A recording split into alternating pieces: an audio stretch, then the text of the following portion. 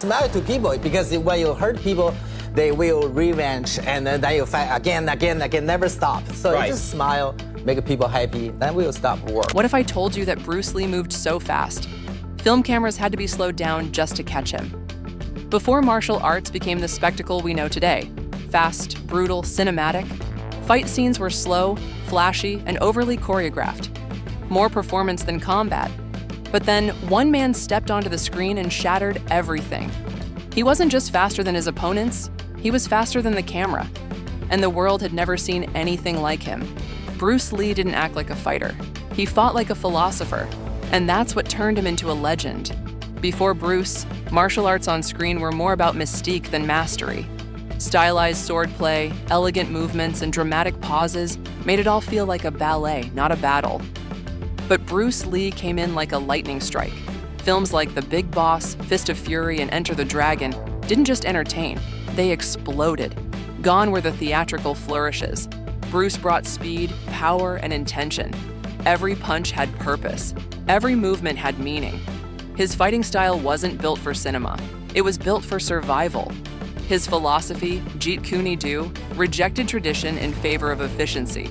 No wasted energy, no flashy distractions, just the shortest path between action and impact. It wasn't just real, it was revolutionary, and audiences couldn't look away. But here's where it gets unbelievable. Bruce Lee was so fast that directors begged him to slow down.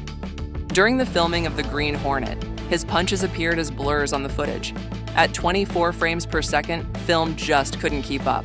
He would throw 9 punches in a single second, faster than most cameras could even register.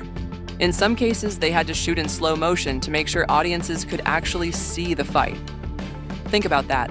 His physicality was beyond the limits of film technology, and it didn't stop there. There's the story of the 1-inch punch, a move so powerful, so precise, it could send a grown man flying from just an inch away.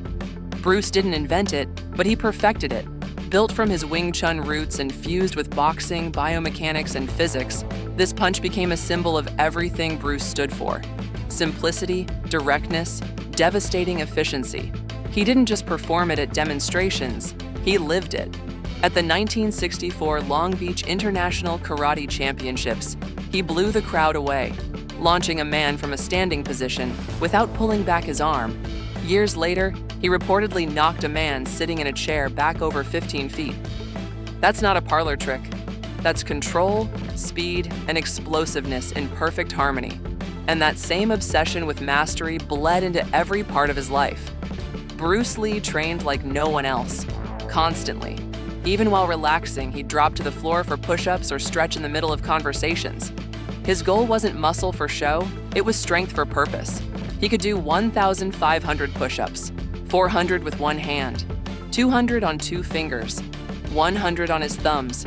He did one-arm pull-ups like most people do shrugs, and he had to reinforce his punching bags because he literally destroyed regular ones. But strength was only part of the equation. His true weapon was discipline.